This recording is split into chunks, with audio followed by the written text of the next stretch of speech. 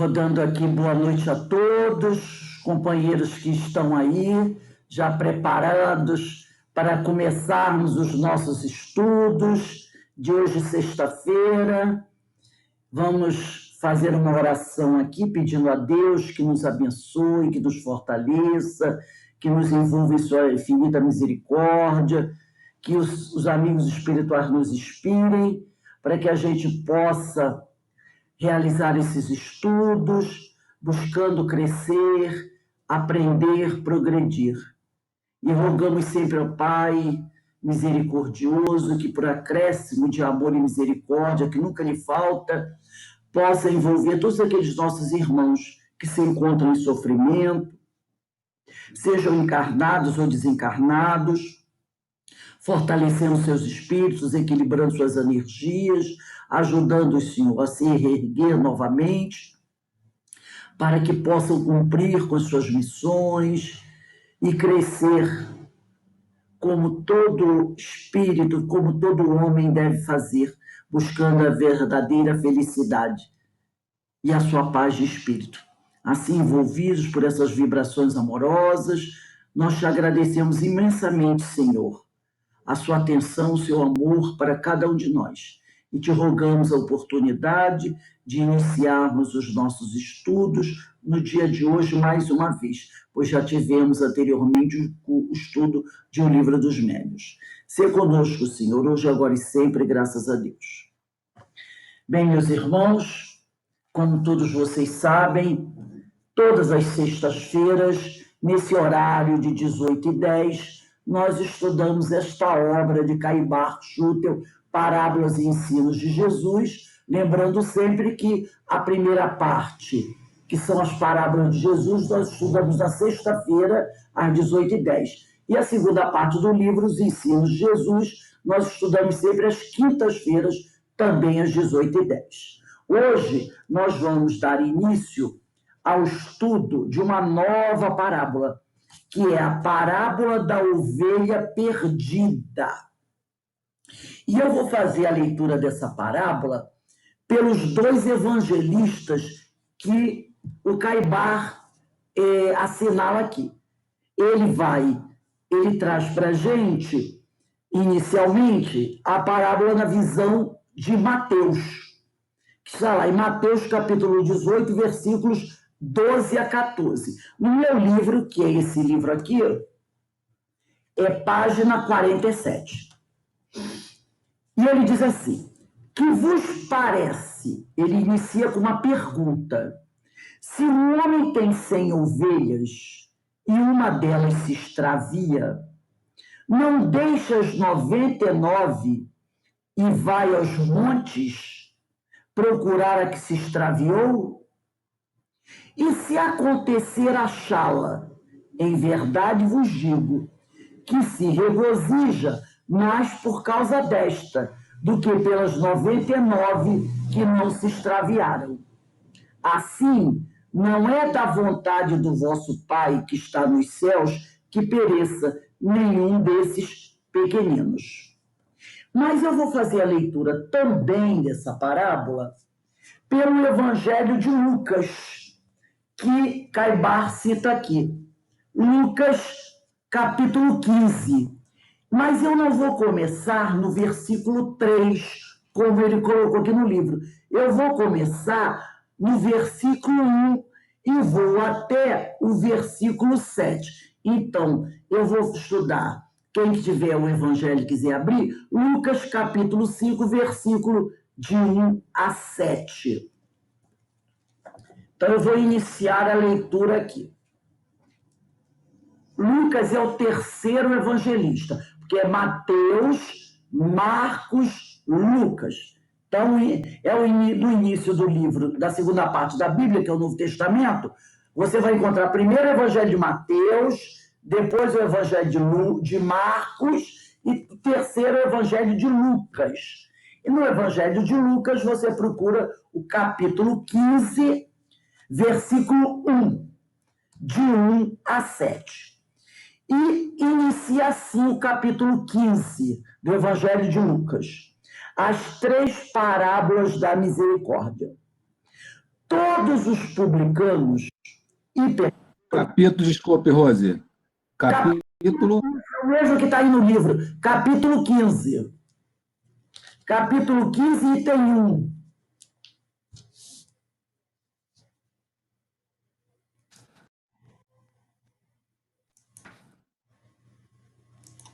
Então vamos lá, capítulo 15 do Evangelho de Lucas, versículo 1. Todos os publicanos e pecadores estavam se aproximando para ouvi-lo. Para ouvir quem? Jesus. Então, os publicanos, que eram os cobradores de impostos. Não precisa nem a gente falar como eram vistos pela sociedade os publicanos, que cobravam impostos, né? Da mesma maneira que são vistos hoje. Igualzinho, a mesma coisa. Mudou em nada. É cobrador de imposto, não é? Ninguém não gostava e hoje continua sem gostar. Então, tá assim, todos os publicanos e pecadores estavam se aproximando para ouvi-lo. Os fariseus e os escribas, porém, murmuravam: esse homem recebe os pecadores e come com eles. Contou-lhes então esta parábola. Então Jesus, ouvindo, percebendo o que os fariseus e os escribas falavam sobre ele, estar ali em meio os publicanos e os pecadores, resolveu contar uma parábola. A ovelha perdida. Qual de vós, disse Jesus, tendo 100 ovelhas e perder uma, não abandona as 99 no deserto e vai em busca daquela que se perdeu até encontrá-la? Então Jesus fez uma pergunta. E achando-a alegre, a coloca sobre os ombros. E de volta para casa, convoca os amigos e os vizinhos, dizendo-lhes: alegrai-vos comigo, porque encontrei a minha ovelha perdida. Eu vos digo que do mesmo modo haverá mais alegria no céu por um só pecador que se arrependa do que por 99 justos que não precisam de arrependimento. Porque quem é verdadeiramente justo não tem o que resgatar, não é? Não tem o que reparar e não precisa de arrependimento, afinal, é um justo. Então, Jesus apresenta essa parábola, né? Então, vamos começar aqui a conversar, fazer uma reflexão sobre isso que nós lemos na parábola de Mateus, na parábola de Lucas, que é um pouquinho diferente, mas a parábola de Lucas tem essa introdução, que vai do versículo 1 ao versículo 3, que é esse comentário que eu vou ler novamente. Todos os publicanos e pecadores estavam se aproximando para ouvi-lo.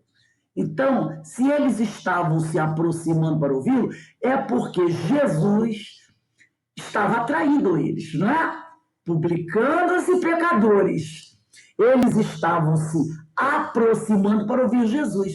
Então, eles se sentiram atraídos por Jesus e buscaram estar na presença de Jesus para ouvi-lo. Mas os fariseus e os escribas, que também estavam próximos, observando tudo o que acontecia, murmuravam falando de Jesus. Esse homem, Jesus, recebe próximo dele os pecadores. Então eles colocaram tudo no pacote só. Publicano e pecador, virou tudo pecador. Então ele diz: esse homem recebe os pecadores e come com eles. Não só recebe, mas come com eles. E aí Jesus, percebendo o que eles falavam, contou-lhe esta parábola, a parábola da ovelha perdida.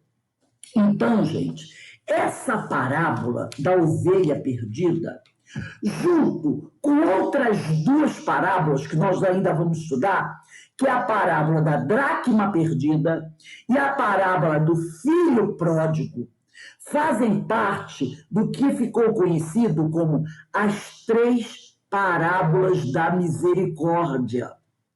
Então, essas 3 parábolas, a parábola da ovelha perdida, a parábola da dracma, que é uma moeda, né? Da dracma perdida, e a parábola do filho pródigo, são conhecidas como as 3 parábolas da misericórdia. Muito interessante isso.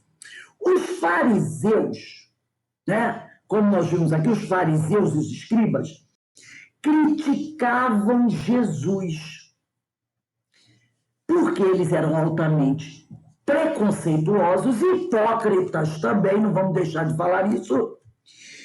Por quê? Porque Jesus recebia, onde quer que ele estivesse, e partilhava da refeição com os pecadores. Vocês lembram aquela passagem que eu já contei para vocês de Pedro?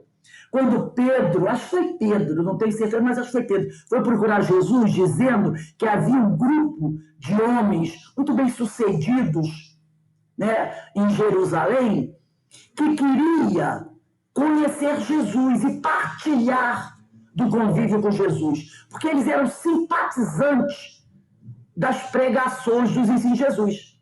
Mas eles se sentiam incomodados de fazer isso, porque Jesus andava, recebia e comia com certo tipo de gente que eles não apreciavam, justamente os pecadores.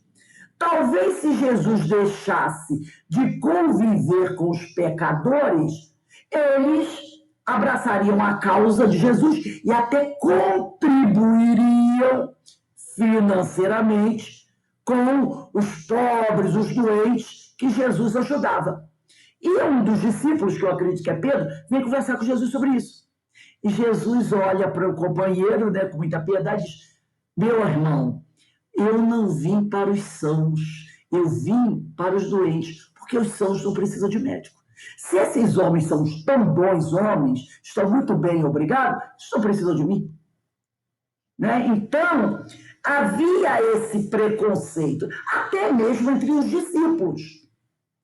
Né? Pelo que a história conta, né? O próprio olhar para Maria de Magdala, que os discípulos davam, não eram os melhores, porque diziam que ela era uma mulher assim, assada. Né? Então, os próprios discípulos tinham também lá seus preconceitos. Mas, o que nós precisamos entender é que o Mestre Jesus, ele não veio para as divisões de classes ou de status comportamentais. Pelo contrário, ele veio para todos. Ele não veio para atender uma casta, né? Porque os fariseus diziam: esse homem recebe e come com os pecadores. Então, Jesus não veio para atender as divisões de classe ou status comportamentais. Pelo contrário, ele veio para socorrer, auxiliar a todos. No momento em que o indivíduo ele escolhe por buscar Jesus, né, por buscá-lo, por segui-lo, olha o que diz aqui na parábola contada por Lucas. Todos os publicanos e pecadores estavam se aproximando para ouvi-lo.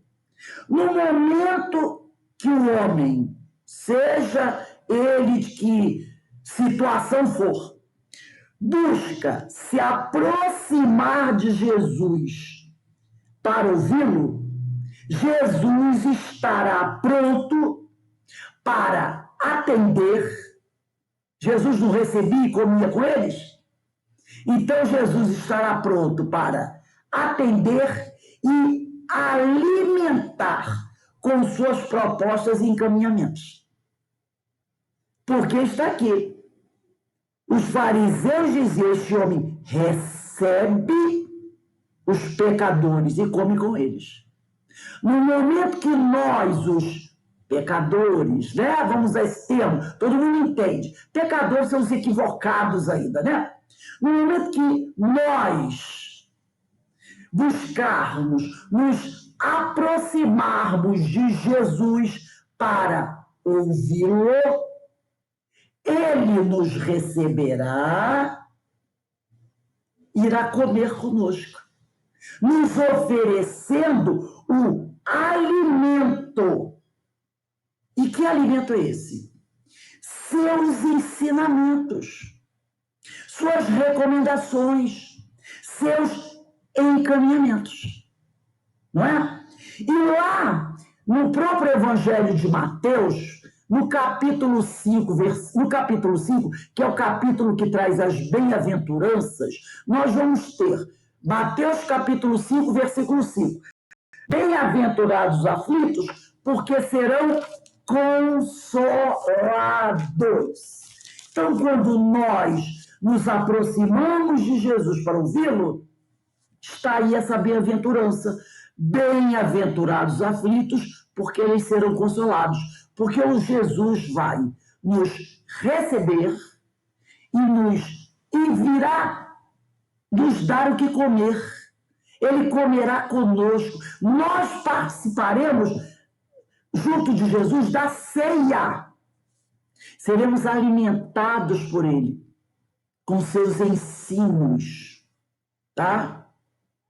E nunca mais teremos fome. Nunca mais teremos fome. E essa fome, gente, não é a fome do alimento físico, não é?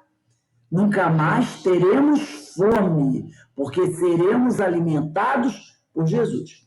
Então, a gente pode perceber o seguinte: no início dessa parábola, seja contada por Mateus ou seja contada por Lucas, a lição é direta. Ela é direta. Que lição é essa? Sejamos mais simples, sem julgamento, sem discriminações. Essa é a grande lição que Jesus nos traz, inicialmente. Ele nos convida a ser mais simples, sem julgamentos, sem discriminações, né? Publicanos, pecadores, que sejamos mais simples. Nós vamos encontrar nessa parábola, de um lado, os fariseus e os escribas. Todo mundo sabe quem são os fariseus, os escribas, né? Os doutores da lei, os religiosos, altamente críticos de Jesus, né? Altamente críticos de Jesus. Ninguém tem dúvida disso. E, de outro lado, os publicanos e os pecadores, que eram os alvos, né, do preconceito. Esses eram desprezados pela sociedade, como são até hoje. Aqueles que, por acaso, estiverem, aqueles equivocados em destaque, vamos dizer assim, equivocados em destaque. Porque, às vezes, tem aqueles equivocados que têm aparência bonita, usam um terno bem, com gravata, anel de doutor no dedo, né? Roupas de chique. Esses são equivocados, mas não são muitas vezes desprezados pela sociedade. São até acolhidos pela sociedade, não é? É a tal da posição social. O sujeito é totalmente equivocado. Mas, como ele ostenta uma aparência, a sociedade, o aplaude, o abraça em praça pública. Agora, aquele equivocado que não conta com a bela vestimenta, nem tem um poder financeiro bom, esse a gente joga pedra. Bandido, né? Viciado, essas coisas. E aí a gente faz o quê?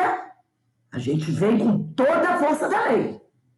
Apedreja, fala, bandido bom, bandido morto, aquela coisa toda, né? São os desprezados pela sociedade. Jesus, ao contar essa parábola, ele responde às críticas dos fariseus, dizendo que ele buscava... Eu vou até ler a parábola de novo. Vou até ler aqui em Lucas. Vocês podem acompanhar no Mateus, do livro aqui do Caibar. Qual de vós, tendo 100 ovelhas e perder uma, não abandona as 99 no deserto e vai em busca daquela que se perdeu até encontrá-la? É uma pergunta. E achando-a, alegre a coloca sobre os ombros. E de volta para casa convoca os amigos e os vizinhos, dizendo-lhes: alegrai-vos comigo, porque encontrei a minha ovelha perdida. Eu vos digo que do mesmo modo haverá mais alegria no céu por um só pecador que se arrependa, do que por 99 justos que não precisam de arrependimento. Há uma pequena diferençazinha de palavras entre a de Mateus e a de Lucas, mas na essência é o mesmo texto, tá? Então Jesus, percebendo a crítica dos fariseus e dos escribas, contou essa parábola. Então ele conta essa parábola, né, dizendo que o pastor buscava com desvelo, quer dizer, com atenção, com cuidado, né, com desvelo e cuidado aos publicanos e pecadores. Então ele dá nome a quem o pastor, as ovelhas, que ele diz que deixa 99, ele tem 100 ovelhas, deixa 99, né? E vai buscar aquela ovelha que se perdeu até encontrá-la. Então ele dá nome à ovelha que se perdeu. Ele diz aqui, nós podemos entender que ele vai buscar com desvelo e cuidado, é o que está na parábola, aos publicanos e pecadores, a ovelha que se perdeu. Como qualquer um deles procuraria uma ovelha perdida e iria resgatá-los. E era muito importante esse encontrar a ovelha que se perdeu. E isso lhe daria muita alegria. Então ele fala sobre isso. Aí eu me lembro um pouco aqui daquela história quando Jesus conta do sábado. Ele diz: qual de vós que tendo um cavalo, né, um boi, e esse cai no buraco no dia de sábado, e será que ele vai deixar o seu animal morrer, sendo o seu animal um animal de muito valor? Deixa eu ligar o computador que eu esqueci. Ele diz: é claro que não. Vai, mesmo sendo sábado, um dia que não devemos, né? É aquele dia sagrado, ele vai buscar, porque o cavalo ou o boi que caiu no buraco é muito importante. Aí ele fala, ainda mais se for o homem.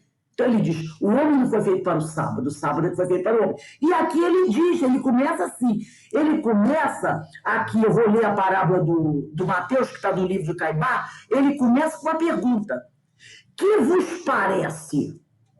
Se um homem tem 100 ovelhas e uma delas se extravia, não deixa as 99 e vai aos montes procurar que se extraviou? Ora, se vocês farão isso por uma ovelha, por que eu não vou fazer pelos filhos de Deus, os pecadores e os publicanos? Eu também vou atrás dessas ovelhas perdidas e vou resgatá-las, isso para mim é muito importante, e vou trazê-la e haverá muita alegria, né? Ele diz que o pastor vai aos montes. Ora, todos nós sabemos que o monte, quem estudou, hoje em dia as crianças nem estudam mais isso, né? Mas nós estudávamos na geografia relevo. Lembra? Monte, montanha, cordilheira. Quem estudou isso sabe que o monte é uma pequena elevação, não é isso? Não é uma montanha, mas é uma elevação. Planície, na realidade, planície, planalto, né? E montanhas. Então, nós temos um monte. Quando alguém fala monte, você pensa o quê? Algo mais alto, não é? Um monte de cartas. É algo mais elevado. Então, ele diz aqui que o pastor vai aos montes. Isto é, para ir aos montes, você tem que subir no monte. em busca da ovelha, significando que é necessário subir aos mais altos níveis da consciência para entendermos que todos somos propostas divinas. Então, a gente precisa elevar o nosso padrão vibratório, né? O nosso nível de consciência para compreender que cada ovelha é uma proposta divina do Pai. Cada ovelha tem um alto valor para o Pai. Então, quando a gente diz que as parábolas, nós não podemos seguir, estudar a parábola buscando as palavras ao pé da letra. Lembra? A letra mata. A letra é a forma. O espírito vivifica. O espírito é a ideia. Então, nós temos que buscar o simbolismo. As parábolas têm simbolismos. Então, quando ele fala subiu, foi ao monte, significa que nós precisamos subir, elevar aos mais altos níveis da consciência para entendermos que todos nós, inclusive os publicanos, os pecadores, os equivocados, são propostas divinas. Todos nós somos propostas divinas.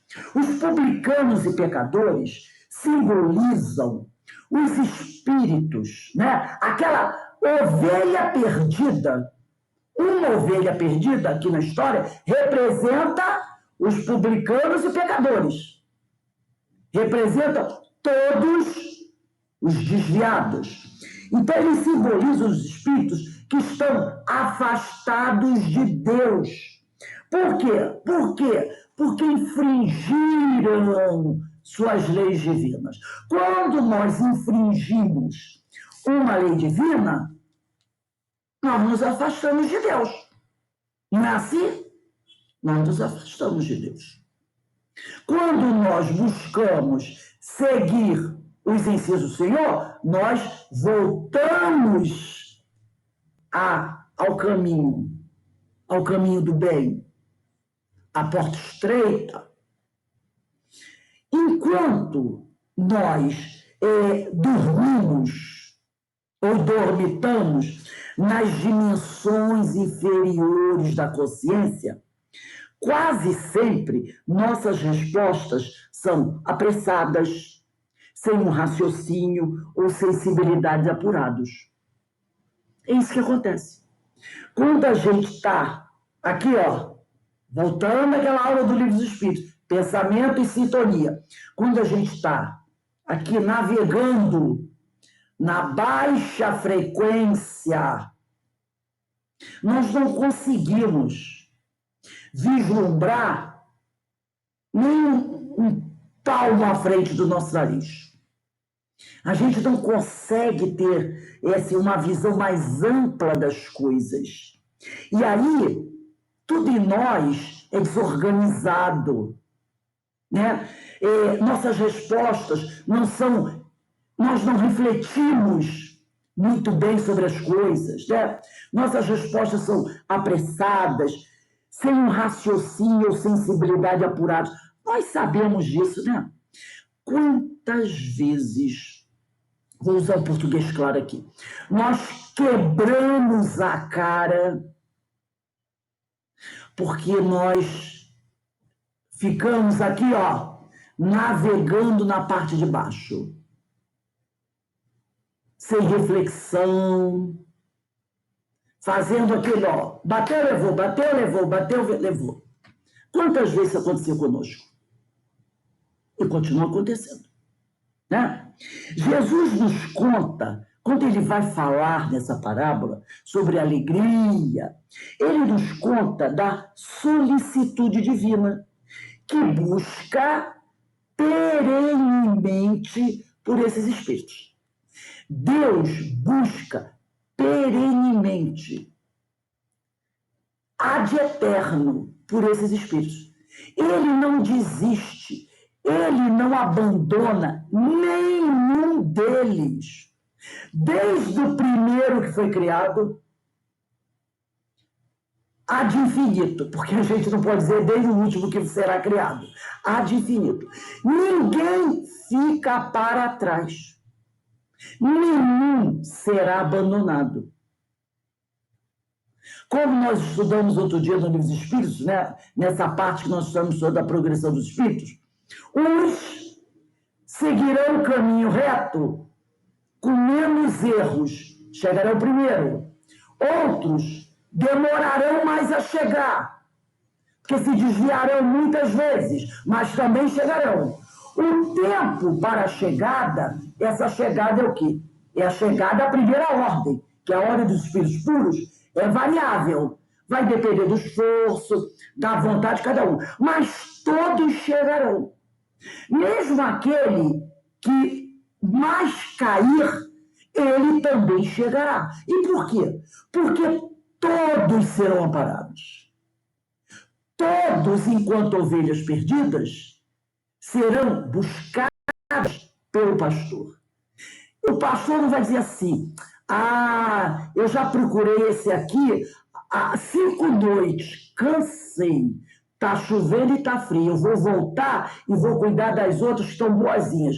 Esse deixa para lá. Não tem isso. Não tem isso, né? Então, Jesus vem nos contar essa história, né? Ele vem falar da solicitude, da bondade do Pai que busca perenemente esses espíritos. E também vem nos falar da imensa alegria que é quando um deles se arrepende de seus erros e retorna ao seu progresso espiritual, retomando a cumprir as leis do Pai. Então, quando um desses que estão perdidos e desorientados retorna, e aí eu volto à parábola do filho pródigo, né? Que está lá em Lucas 17, versículo 15. Eu tenho quase certeza que é isso. Lucas 17, versículo 15, onde ele diz assim: caindo em si, eu vou até confirmar aqui que eu estou no Lucas 15, só para a gente não falar erro, né? E caindo em si, que é a parada. Não, então é 17 ou é 15, 17? Deixa eu ver aqui. Não, é Lucas capítulo 15, versículo 17. Fazendo uma correção. Lucas capítulo 15, versículo 17. E ele diz aqui, né? E caindo em si. Ora, se o sujeito caiu em si, é porque ele começou a se aproximar de Jesus para ouvi-lo. Ele começou a se aproximar de Jesus e ele foi, e ao se aproximar, ele é recebido por Jesus. Então, quando o sujeito cai em si, e todos nós cairemos um dia em si, né? Aí a gente busca Jesus. E quando esse cai em si e busca Jesus, há uma grande festa, há uma grande alegria pela ovelha perdida que foi encontrada. Tá? Então, esse versículo de Lucas, nunca esqueçamos isso. Lucas, capítulo 15, versículo 17. É aí, e caindo em si, onde as maravilhas começam a ocorrer. O pastor, ele é aquele que adentra níveis superiores da consciência. Entende que a salvação é para todos. É aquele que, eleva o seu padrão vibratório, lembra? Eleva a frequência vibratória, e quando ele eleva, ele sobe. Ao subir, ele sai daqui, do chão. E ele entra na região dos espíritos, o quê? Mais elevados, mais purificados. E aí ele percebe esse negócio que Jesus disse o tempo todo, que a salvação é para todos. Porque no Evangelho, o tempo todo, sempre está lá. Deus tem uma missão para todos. Deus ama a todos. A reencarnação é para todos. A palavra todos está o tempo todo, vamos dizer assim. Né? A gente encontra essa expressão a todo momento. É para todos. E o Senhor chamou a todos. Deu uma missão para todos. Vai dar, tem misericórdia de todos. O que é isso? A palavra todos não exclui. Ela não exclui. Ela agrega. Ela agrega, né? Então, o pastor é aquele que adentra níveis superiores da consciência e ao adentrar níveis superiores, ele tem uma visão mais ampla. Ele conhece a verdade e percebe, mais uma vez, que a salvação é para todos. É necessário que, agora eu vou repetir a palavra, é necessário que todos descubram o caminho divino, que já se encontra dentro de cada um. Então é preciso, tá? Vamos dizer assim, que a gente descubra, que a gente faça uma garimpagem e perceba que esse caminho divino, que essa verdade já se encontra dentro de cada um. Só que a gente não sabe onde encontrá-la.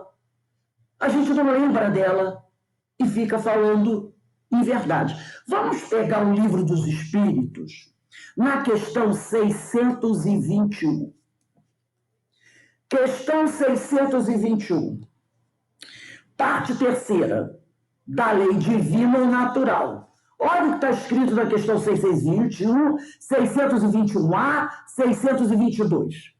621, Kardec pergunta: onde está escrita a lei de Deus? Ele quer saber como é que eu acho o caminho divino. Ora, o caminho divino é a lei de Deus, não é? Se nós nos guiarmos pela lei de Deus, a gente está no caminho divino. Então, os espíritos respondem: na consciência. Então, esse caminho divino já está dentro de cada um. Só que a nossa bússola está embaçada. O vidro da nossa bússola está embaçada. Aí a gente não consegue achar. Mas ele está dentro de nós. A gente tem que limpar o vidro da bússola para ver o ponteiro apontando para o norte. E aí, 621A. Visto que o homem traz em sua consciência a lei de Deus, que é o caminho divino, que necessidade havia de lhe ser ela revelada? Ora, se o caminho divino está dentro de nós, por que ela tem que ser revelada? Olha o que os espíritos fazem. Ele a esquecera onde ela estava e desprezara. Quis então Deus que lhe fosse lembrado. Porque nós esquecemos. A nossa bússola ficou embaçada. 622. Confiou Deus a certos homens a missão de revelarem a sua lei? Indubitavelmente, com certeza. Em todos os tempos, houve homens que tiveram essa missão. Pastores. São espíritos superiores que encarnam com o fim de... Olha o que está dizendo. Encarnam. Ele falou reencarnam. Não. Encarnar não é diferente de reencarnar? É. São espíritos superiores que encarnam. Jesus é o dele, não é? Jesus é o dele. Encarnou. São espíritos superiores porque o espírito puro é o espírito superior, claro, que encarnam com o fim de fazer progredir não um homem, mas a humanidade. É o pastor da ovelha perdida. Percebeu como vai bater direitinho, né? Então, o pastor é aquele que adentra níveis superiores da consciência e entende que a salvação é para todos. E é necessário que nós lembremos disso, que, como ele disse aqui, nós esquecemos ou desprezamos isso. E a lei é o caminho divino. Vamos voltar agora para o livro de Caibar. Vamos ler aqui os comentários que Caibar faz, desde do primeiro ao quarto parágrafo. Vamos lá, do primeiro ao quarto parágrafo. Diz assim Caibar: esta imaginosa parábola, quando ele diz imaginosa, é para a gente lembrar que isso não é uma história que aconteceu, que tem muita gente que acha que as parábolas são fatos verídicos. São histórias que Jesus contava, né? E com uma simbologia. Esta imaginosa parábola parece ser o solene protesto da má interpretação que os sacerdotes... Quando ele diz sacerdotes, vamos pensar, qualquer pessoa que se diz religiosa, porque quem vai contar as parábolas de Jesus são pessoas religiosas, né?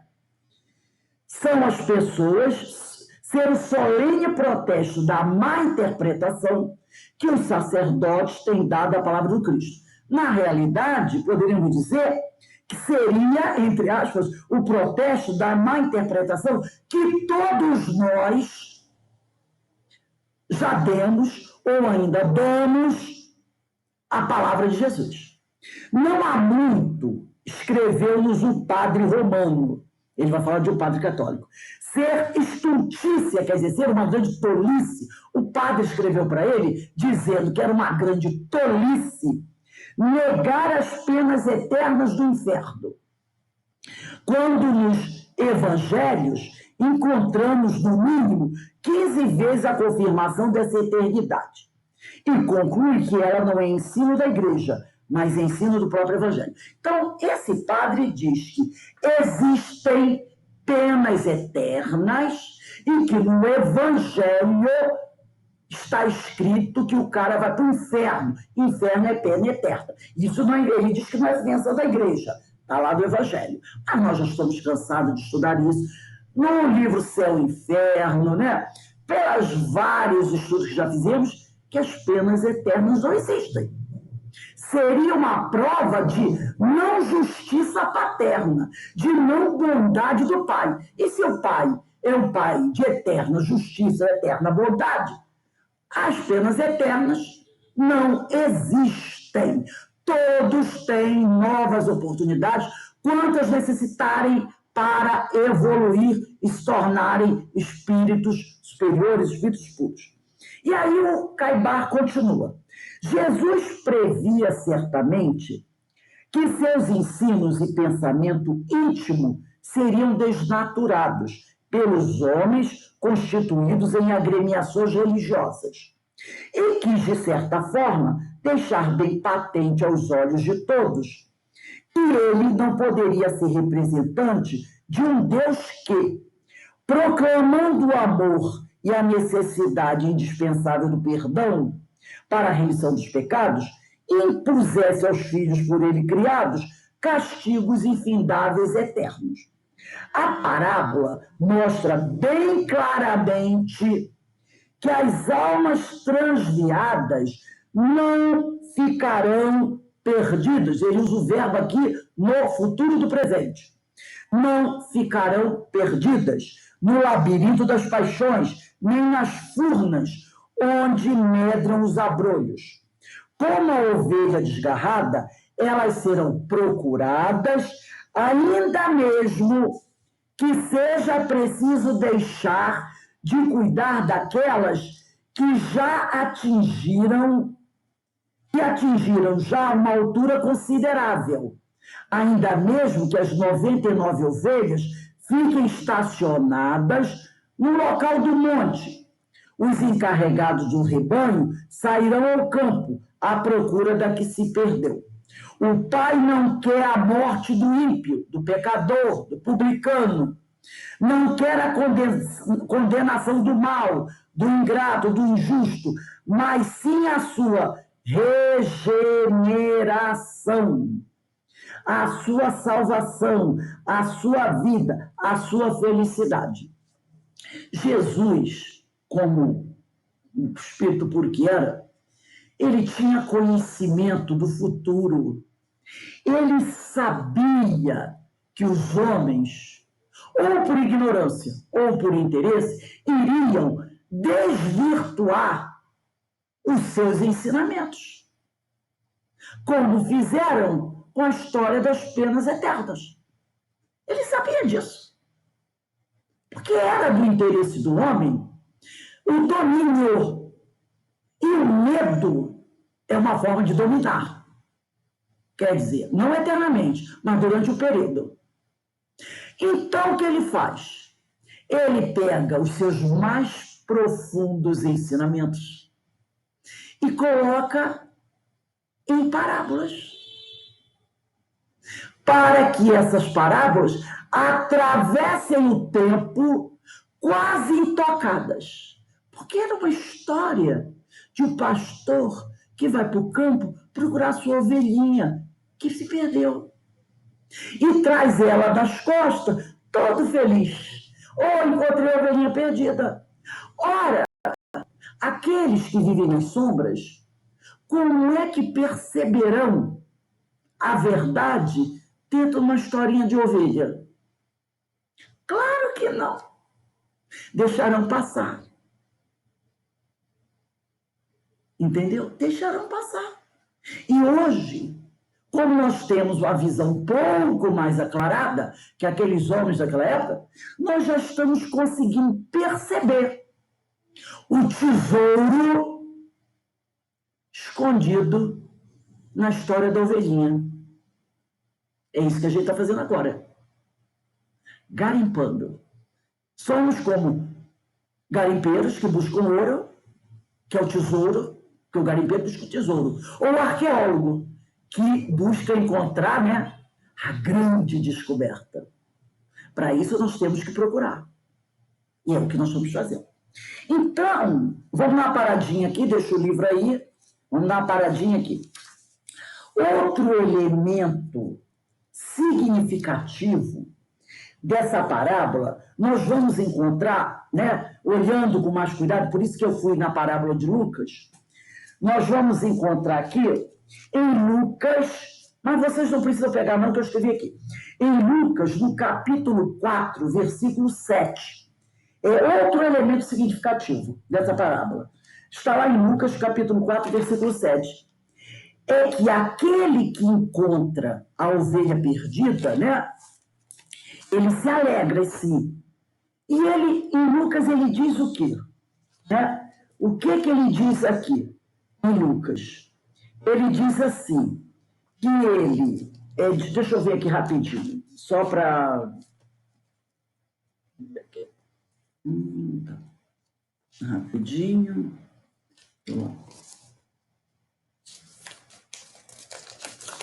Deixa eu ver se é isso aqui. Só para a gente achar. Ele diz aqui...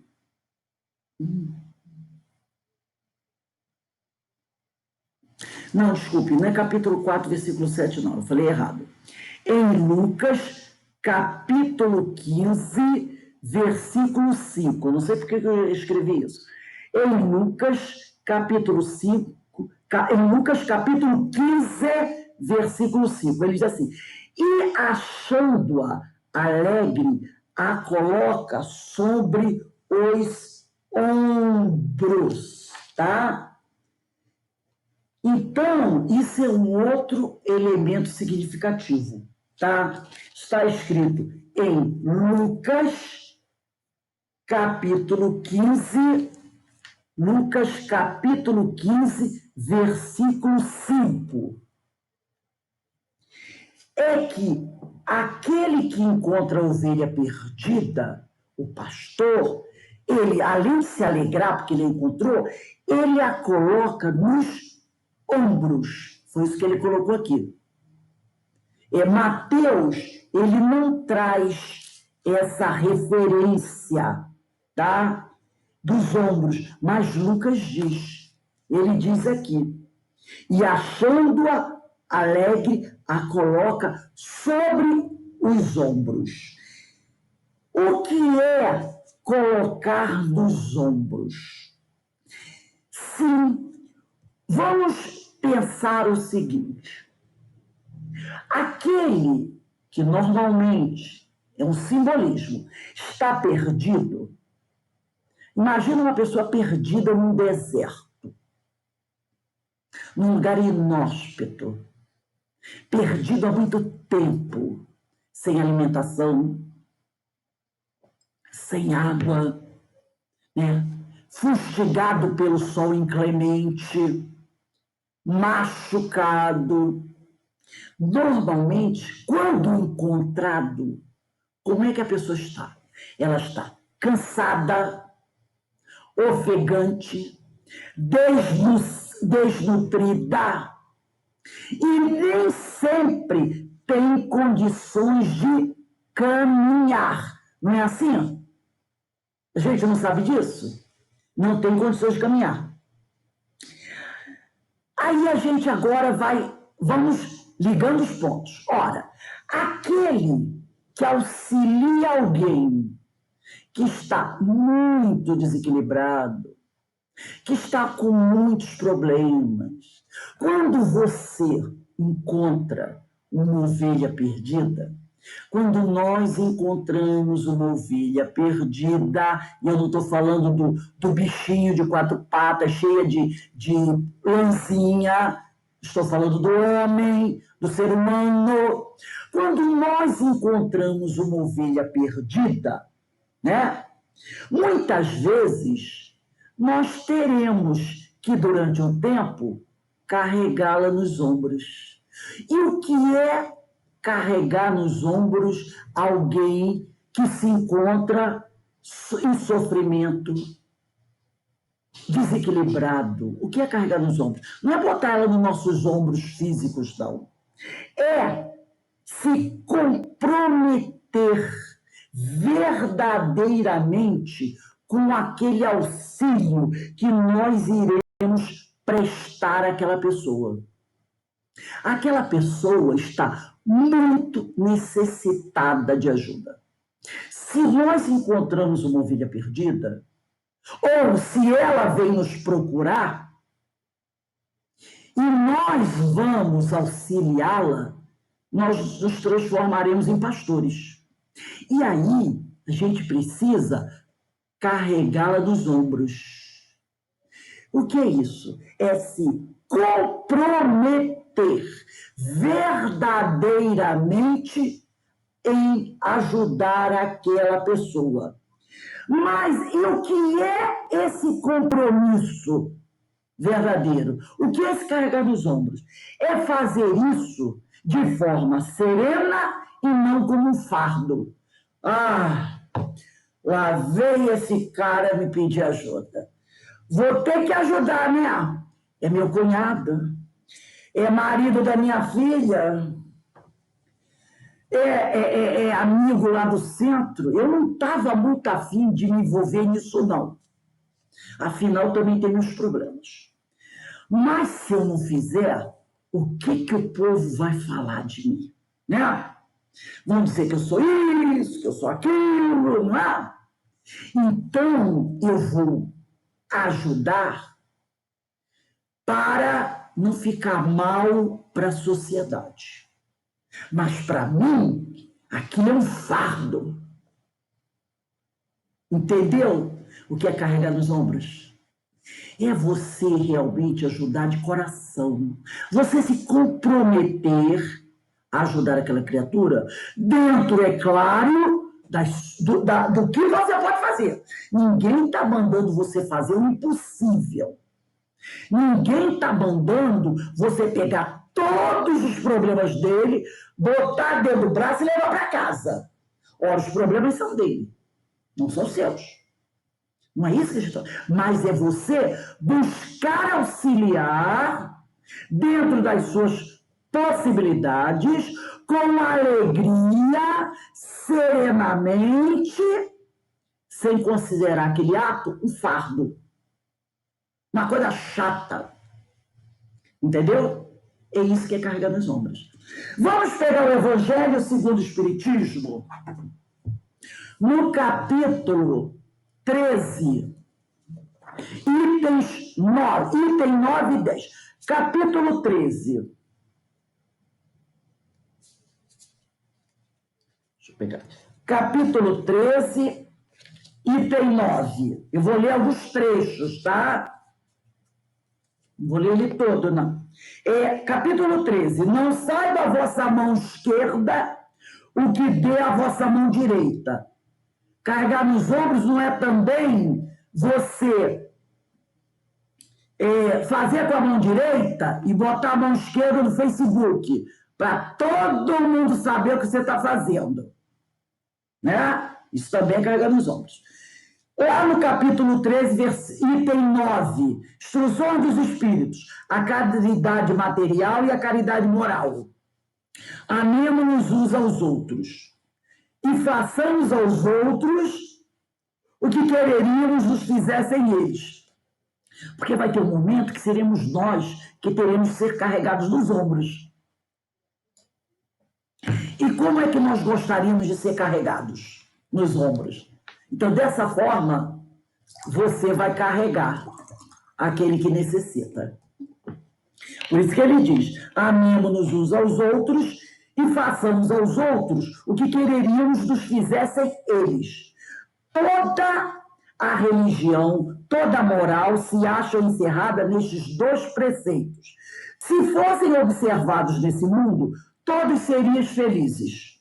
Não mais aí ódios nem ressentimentos.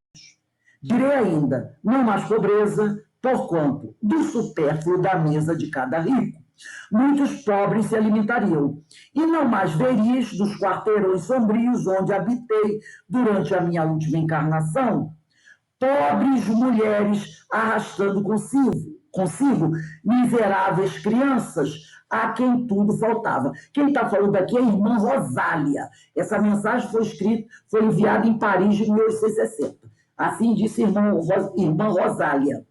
E continua, ricos, pensai nisso um pouco. Opa, quando ele diz ricos aqui, não é rico só financeiramente, não.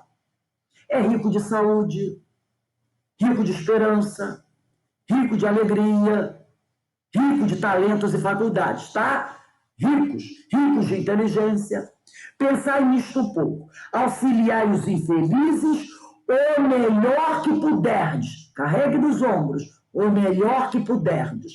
Lembra, se alguém pedir para você caminhar com ele 3 léguas, caminhe 6. Se alguém te pede a túnica, né, a túnica, dê também a capa. Se alguém te pede a capa, dê também a túnica, né?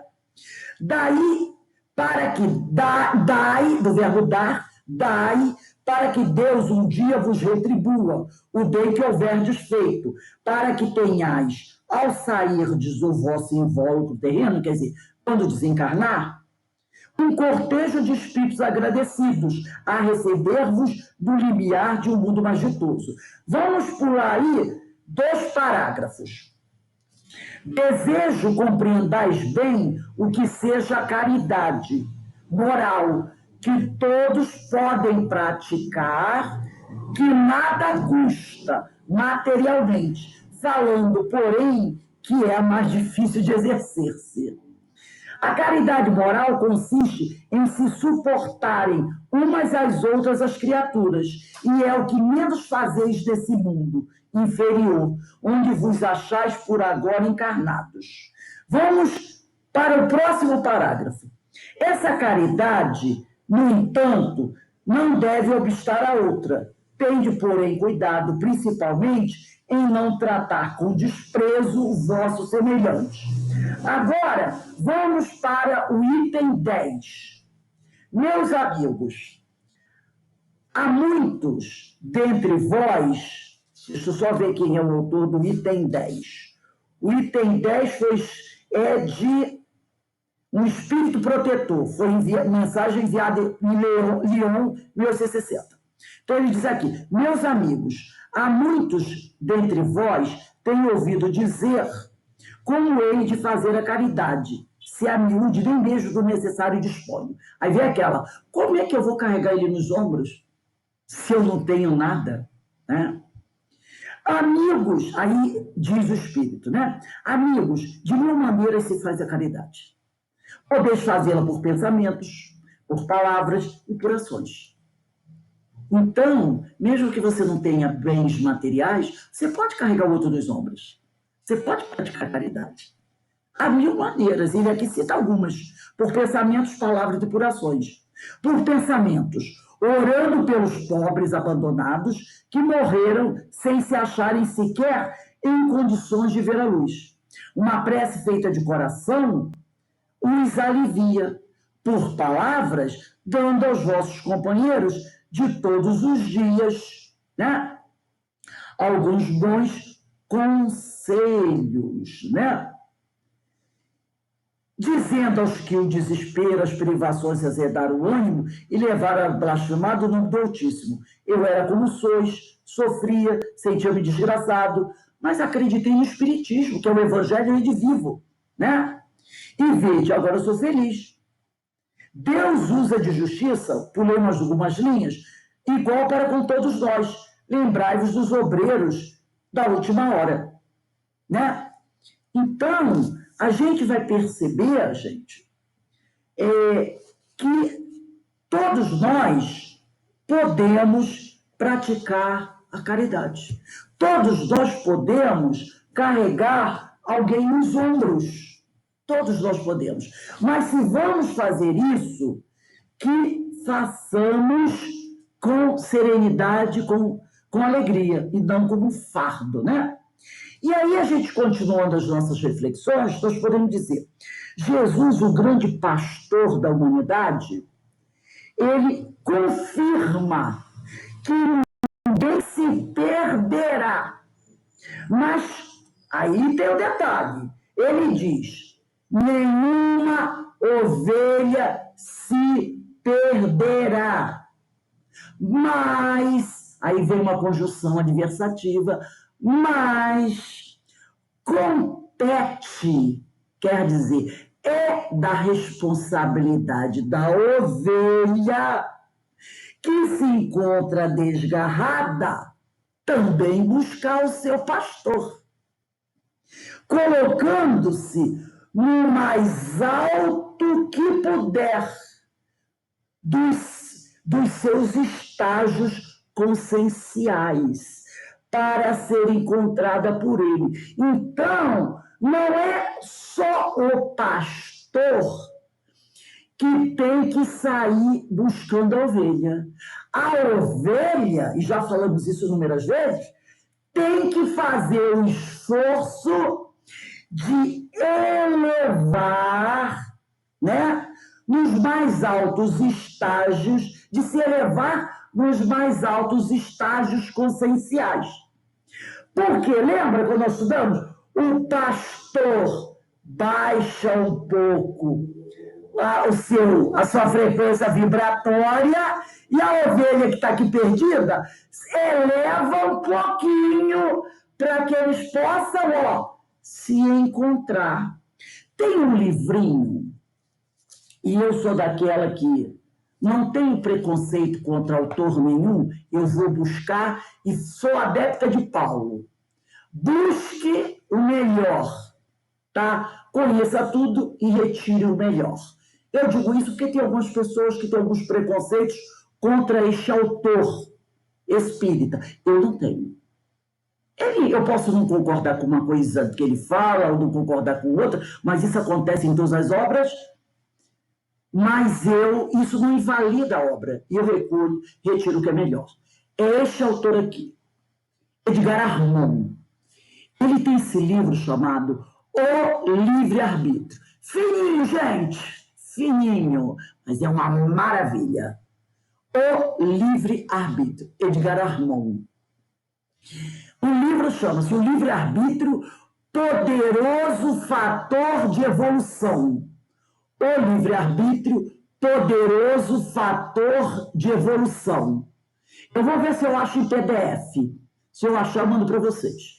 É um tratado sobre o livre-arbítrio. Tá? O livre-arbítrio, poderoso fator de evolução.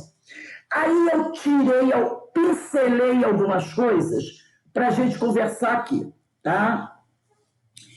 Ele diz aqui, logo no início, no preâmbulo do livro, ele diz assim: a ação consciente de livre-arbítrio é um atributo do homem livre. A ação consciente de livre-arbítrio é um atributo do homem livre. O axioma espírita, que se refere ao assunto, quer dizer, vamos dizer assim, o lema, né, o axioma, o lema espírita que se refere ao assunto, que assunto? Livre-arbítrio, é este. A semeadura é livre, mas a colheita é obrigatória. Então ele diz, o lema espírita que se refere a isso é esse. A semeadura é livre. Você tem o livre-arbítrio de semear o que você quiser. Mas a colheita é obrigatória. E ele continua dizendo aqui, mas considere-se que essa liberdade que nós temos, que é o nosso livre-arbítrio, é condicionada e regulada por leis pré-existentes. Que leis é essa? As leis divinas. Aquela da questão 621 do Livro dos Espíritos. Onde está escrito as leis de Deus? Na nossa consciência. Então, o nosso livre-arbítrio, ele é condicionado e regulado pelas leis divinas. E ele continua, como regra geral, podemos dizer que temos liberdade de agir bem ou mal, ou de nos abstermos. Tem o famoso, eu não faço mal e também não faço bem, eu não faço nada. Eu não faço bem para ninguém, mas também não faço mal. Ora, não fazer o bem já é fazer o mal. Não é? Tem pessoas que dizem isso. Eu não faço bem, eu não faço mal. Então ele diz aqui, como regra geral, podemos dizer que temos liberdade de agir ou mal, ou bem ou mal. Sim. Ou de nos abstermos. Isso é livre-arbítrio. Nós temos. Mas como todos os atos geram consequências, a semeadura é livre, mas a colheita é obrigatória. Essas consequências passam a escapar à nossa vontade, caindo no campo das coisas inevitáveis. Ora, eu controlo a semeadura, mas a colheita eu não controlo. Entendeu? Eu semeio o que quiser, eu tenho livre-arbítrio. Agora, alguém tem controle sobre as consequências? Não. Claro que não tem. Nós não temos controle sobre as consequências. E muitas vezes, ele diz aqui, caindo no campo das coisas inevitáveis. E aí ele continua assim, o espírito criado simples e ignorante, ao entrar no reino humano, vai evoluindo e recebe de Deus como preciosa outorga, prêmio, né? A liberdade de agir por si mesmo. E, em consequência, uma organização psíquica que lhe permite o uso dessa liberdade racional e conscientemente. Essa liberdade, todavia, não é absoluta. Porque, de vez em quando, Deus caça o nosso livre-arbítrio, não é? Por sofrer limitações provenientes do meio em que vive e do plano divino, sendo tanto mais ampla e completa quanto mais evoluído o homem tiver. Então, conforme nós vamos evoluindo, a nossa liberdade de ação vai se tornando maior. A liberdade de agir traz responsabilidades. E o ser encarnado, com seus atos, constrói seu próprio destino na terra e no céu, com felicidade ou com desventura. E aí ele vai continuando para a gente já encerrando. O livre-arbítrio, quando mal empregado, conduz a erros e gera consequências ruinosas que atentam contra as leis de Deus, que visam sempre a paz, a harmonia e a justiça. Então, as leis de Deus visam isso, a paz, a harmonia e a justiça. E o livre-arbítrio, quando mal empregado, conduz a erros e gera consequências, né? Que vão atentar contra essas leis. Rodeados de paz, de luz e de amor que nos vem do alto, isso nós recebemos todos os dias, paz, luz e amor que vem do alto, todavia, apesar de recebermos isso, perecemos nas sombras e na inquietação, por não sermos capazes de captar essas dádivas preciosas que nos vêm como auxílio para que vençamos nossa jornada evolutiva neste mundo. Aí eu lembrei de Eva. Eva estava no paraíso, lembra de Eva? A mãe da humanidade, simbolizando o ser vivente, ela sabia tudo o que podia fazer. Quando a serpente diz para ela, quer dizer que Deus proibiu vocês de comer do fruto das árvores do jardim? E ela diz assim, não. Deus permitiu que nós comêssemos dos frutos da árvore do jardim, com exceção de uma árvore, a árvore do conhecimento do bem e do mal. Ele disse, não comam dessa árvore, mas das outras vocês podem comer. Mas mesmo sabendo disso, a Eva se deixou seduzir pela serpente e comeu o fruto da árvore proibida. E ela depois, quando interrogada por Deus, que perguntou, o que é que fizeste? Ela diz, eu me deixei seduzir.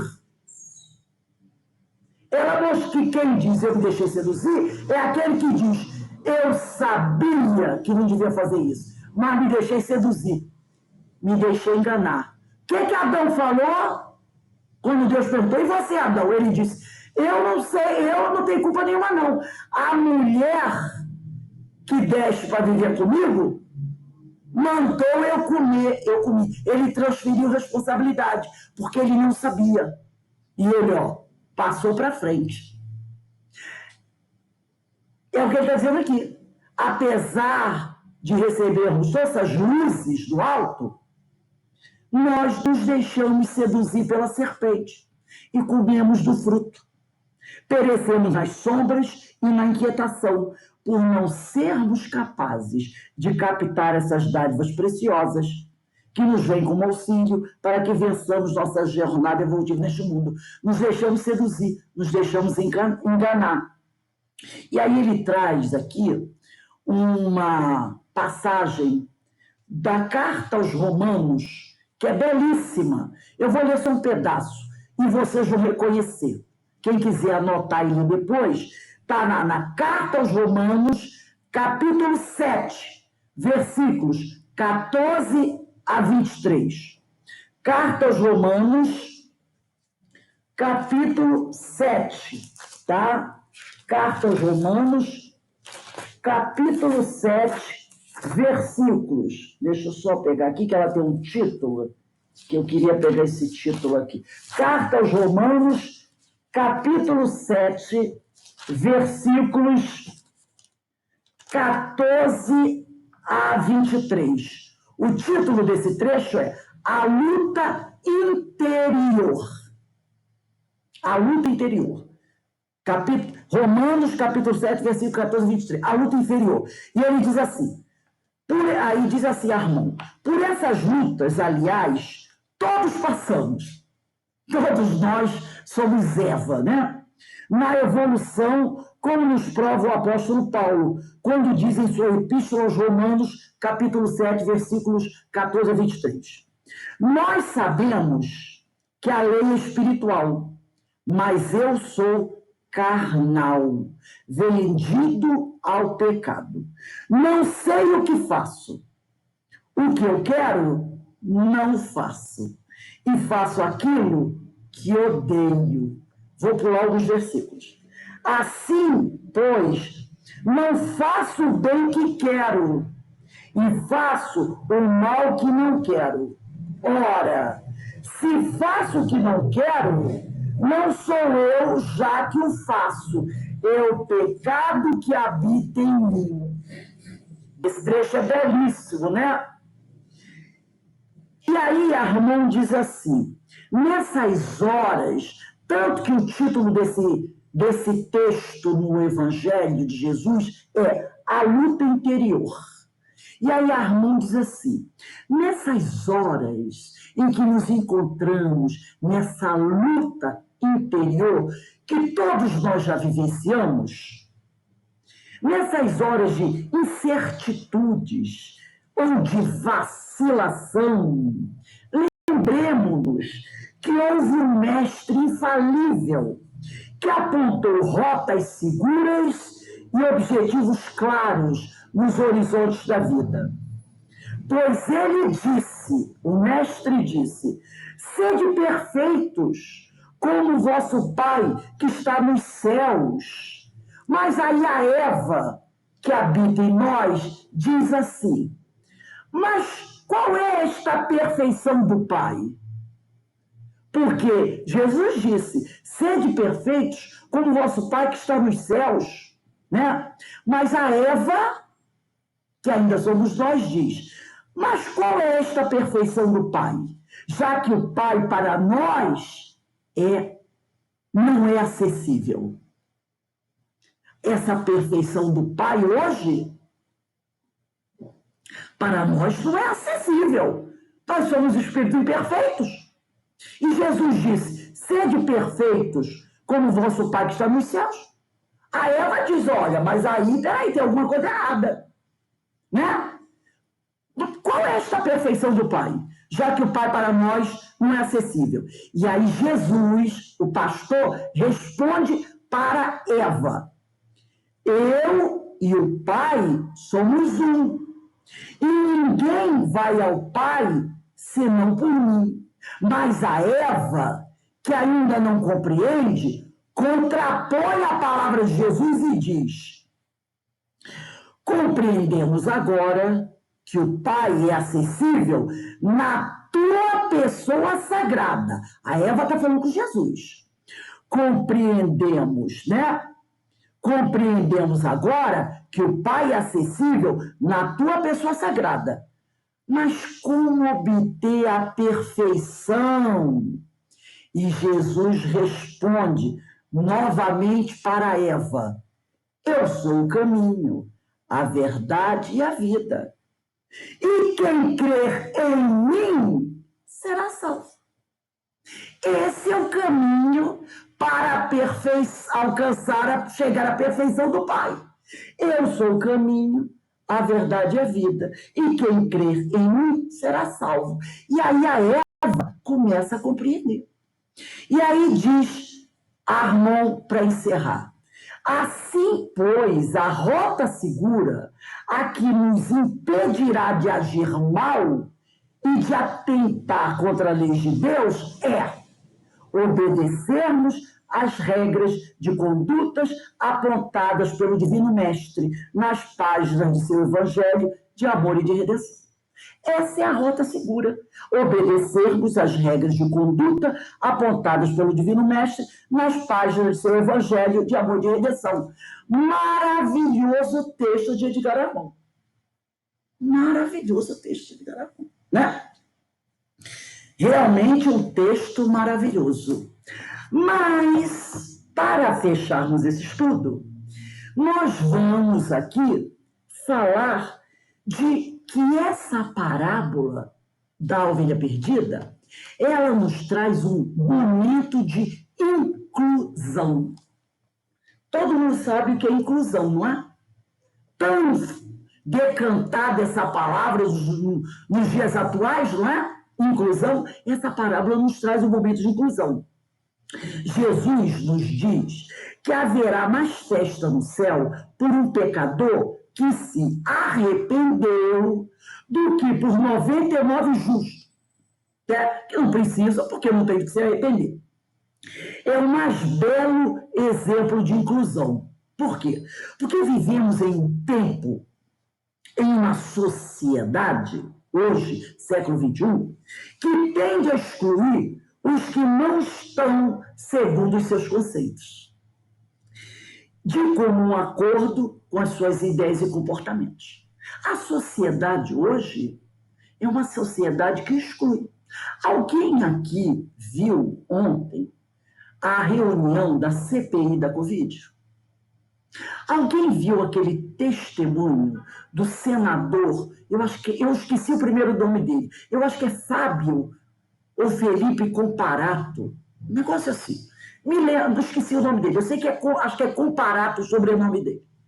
Ele fez um discurso que eu acho que tem que entrar para os anais da história. Exatamente, Verinha, é para nós aplaudirmos.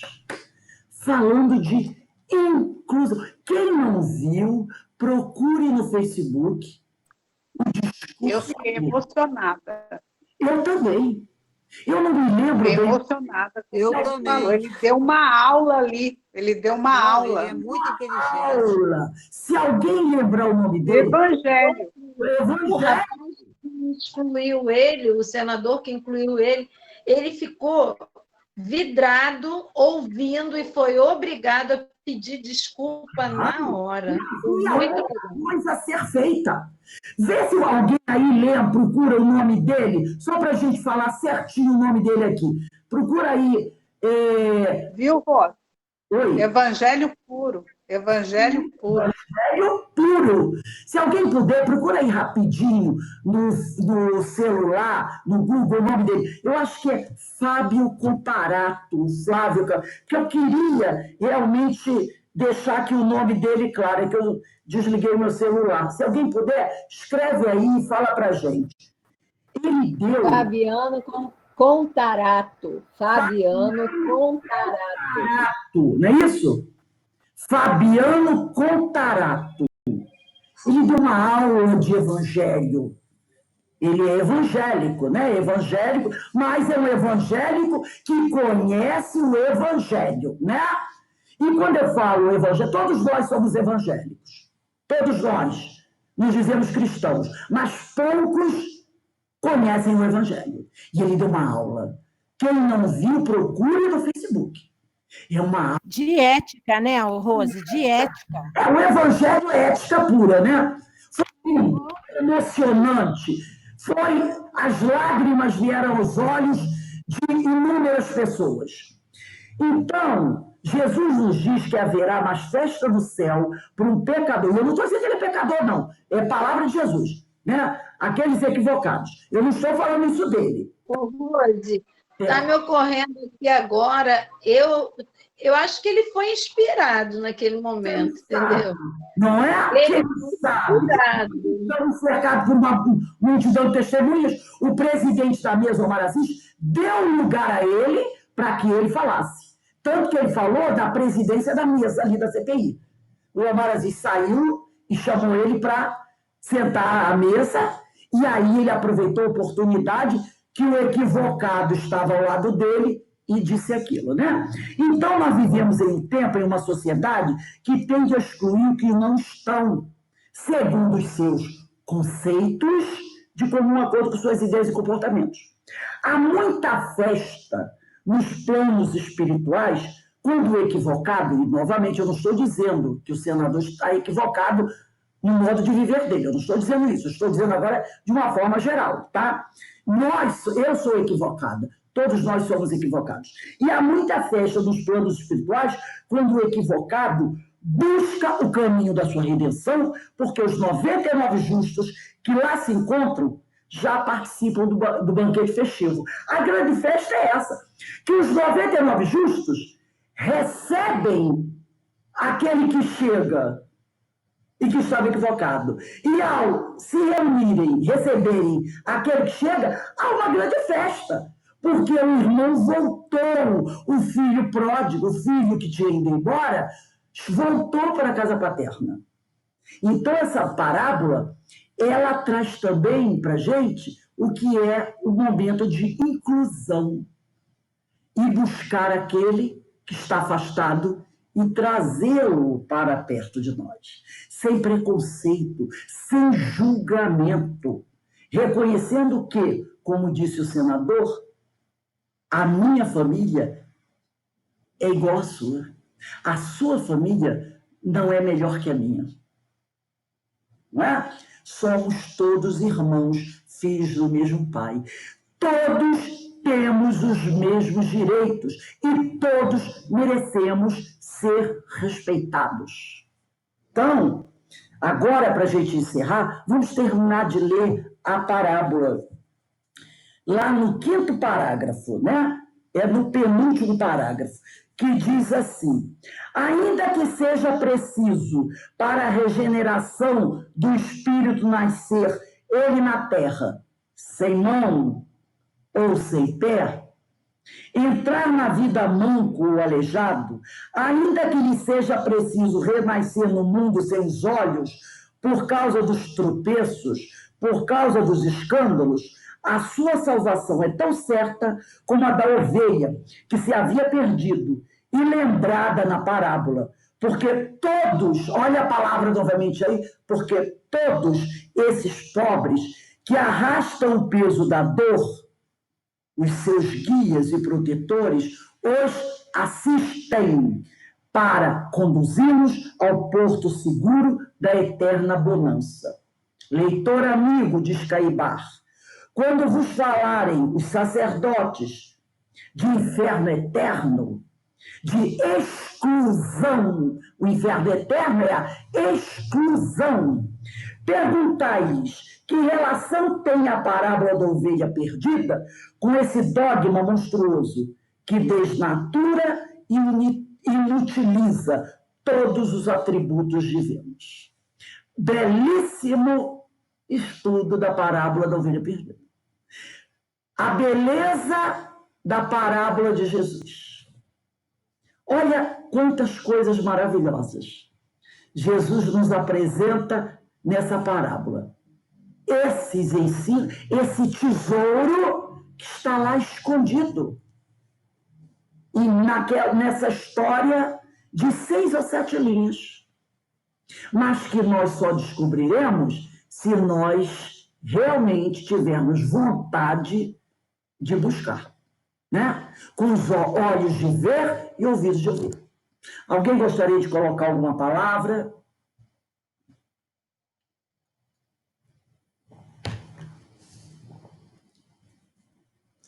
Tudo bem? Tudo bem. Só uma coisa, Rose. Eu essa parábola, nunca tive a ideia de que eu poderia ser o pastor também. Eu achava que era Jesus que vai resolver as coisas. Nós somos ovelhas e pastores.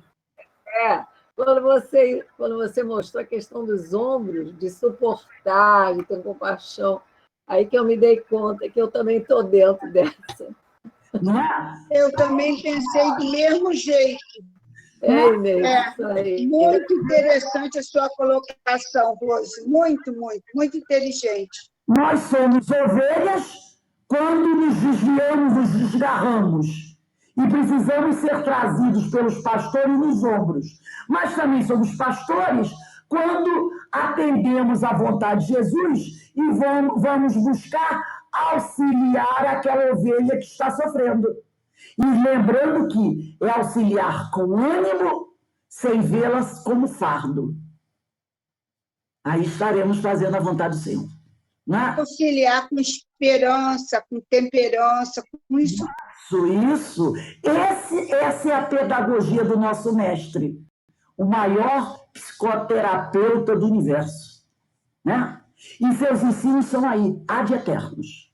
Ad eternos. Tá bom? Então, nós vamos dar uma paradinha agora, 10 minutinhos. Quando for 10 para as 8, né, 19h50, nós voltamos para o estudo do livro Nosso Lar. Aqueles que não vão estar conosco, um abraço no coração, tá bom? Um beijo no coração.